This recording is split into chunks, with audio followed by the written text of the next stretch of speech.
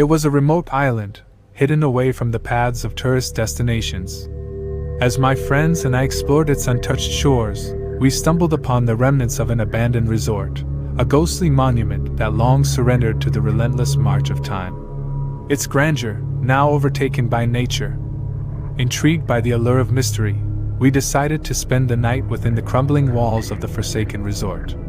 As the sun dipped below the horizon, casting long shadows across the deserted landscape, we ventured into the hallways, our footsteps echoing through the silent corridors.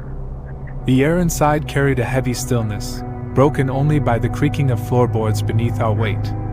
Dust particles danced in the slivers of moonlight, the broken windows, painting a spectral scene of decay.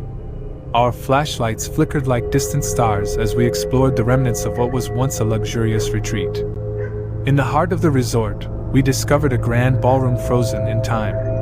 A chandelier, now covered in cobwebs, dangled from the ceiling, and faded wallpaper peeled away like the memories of celebrations long past. As we entered the eerie space, a distant sound reached our ears, faint footsteps, echoing through the emptiness.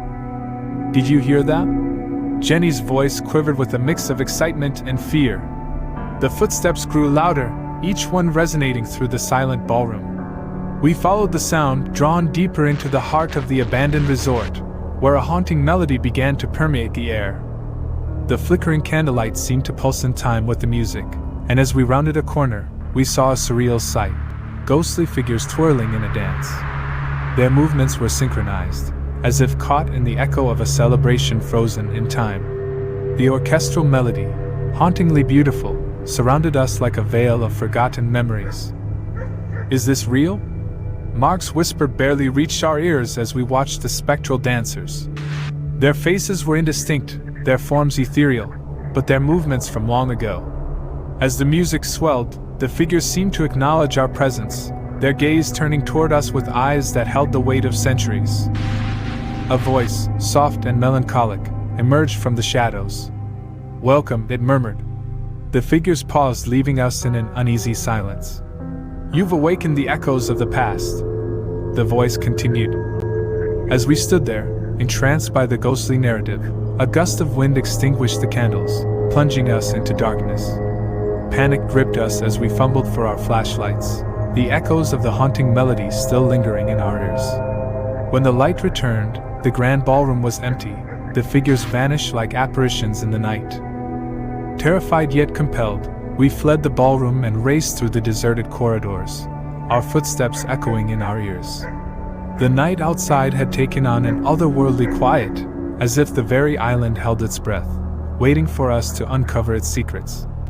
As we reached the resort's entrance, the first light of dawn painted the sky in hues of pink and gold.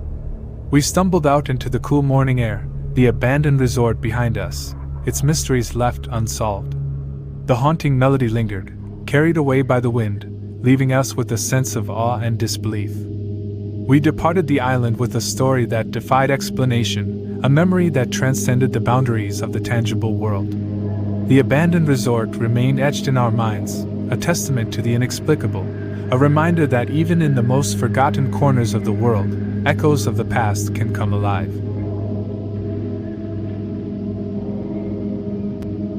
Our vacation destination promised tranquility in the heart of the mountains. The cabin we rented sat secluded, surrounded by towering pine trees that seemed to touch the sky. The air was crisp, and the scent of pine lingered as we settled into our cozy retreat. Little did we know, the tranquility would soon give way to an inexplicable, spine-chilling encounter with the unknown. As night draped over the landscape, my friends and I gathered around a crackling fire pit, the flames casting flickering shadows on our faces. The warmth of the fire contrasted with the cool mountain air, and the atmosphere was filled with the laughter of good friends. We roasted marshmallows, shared stories, and reveled in the serenity of the wilderness. Then, as if the night itself had taken a collective breath, we heard it, soft whispers among the pines. At first, we dismissed it as the rustling of leaves or the wind playing tricks on our senses. But as the whispers persisted, we fell into a contemplative silence, our eyes locked on the swaying branches of the ancient trees. "Do you hear that?"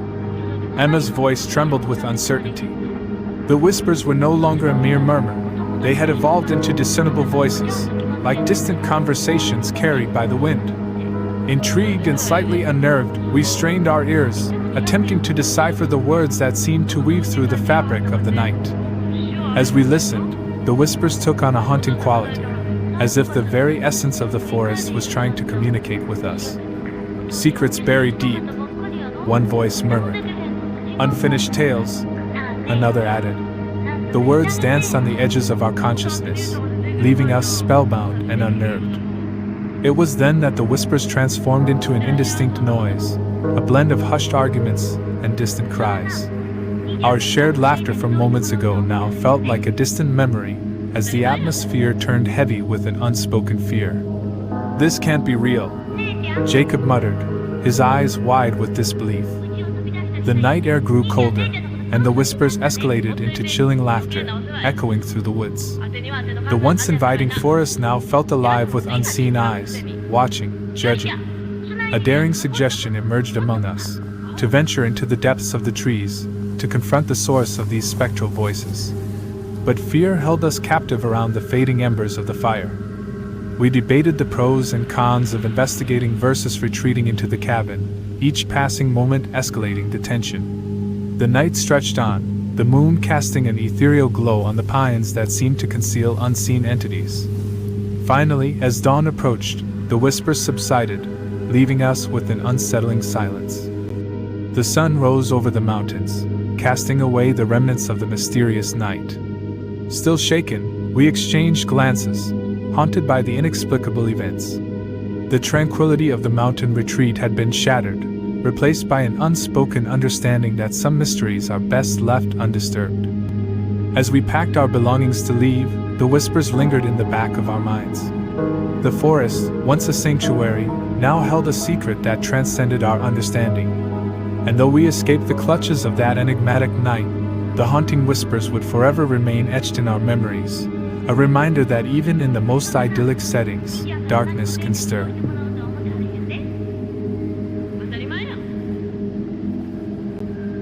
The desert stretched endlessly before us, a vast expanse of golden sands beneath the scorching sun. Our vacation had taken an unexpected turn when we stumbled upon a forgotten village nestled in the heart of the arid landscape. Its dilapidated structures stood as silent witnesses to a time long past, a mysterious relic in the midst of the unforgiving desert. Intrigued by the enigma before us, my friends and I decided to explore the deserted village. The sun hung low in the sky, casting long shadows across the empty streets. The air was thick with a noticeable sense of abandonment, as if the very essence of life had been drained from this once vibrant settlement. As we traveled along the desolate pathways, a feeling of unease settled upon us. The buildings, though worn by time, retained an eerie aura, as if the ghosts of the past lingered in the empty doorways and broken windows. Among the ruins, we discovered a well-preserved diary, its pages weathered but its words intact. The diary spoke of a curse that had arisen in the village, a tale of betrayal and revenge that left the inhabitants trapped in a perpetual state of sorrow. The more we read, the more the weight of the words settled upon our shoulders. Determined to uncover the truth, we delved deeper into the heart of the forsaken village.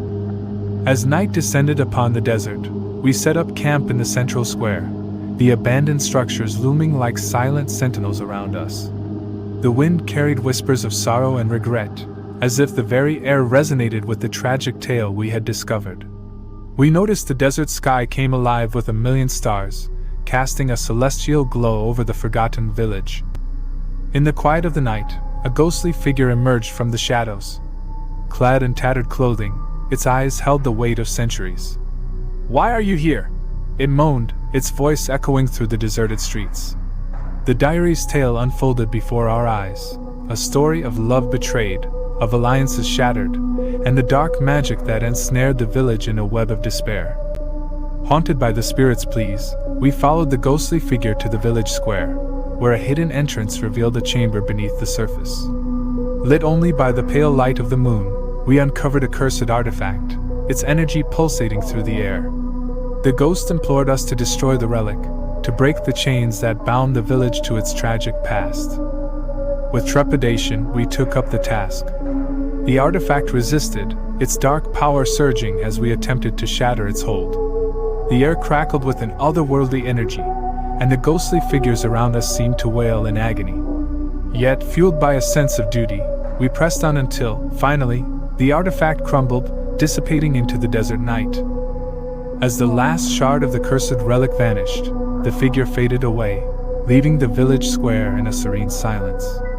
The wind, no longer carrying whispers of sorrow, seemed to sing a gentle lullaby. The night sky above us shimmered with newfound clarity, as if the stars themselves celebrated the release of the trapped souls. As dawn painted the horizon with hues of pink and orange, we stood in the once deserted village, now free from the shackles of its tragic history. The desert winds carried away the echoes of a forgotten tragedy, leaving behind a sense of renewal. The abandoned structures, once filled with sorrow, now stood as silent witnesses to the resilience of the human spirit. We left the deserted village behind, our hearts heavy with the weight of the experience. The desert, though unforgiving, had shared with us a tale of redemption and release. As we ventured back into the vast expanse, we carried with us the memory of a night that transcended the boundaries of time, a night when we became the architects of a village's salvation.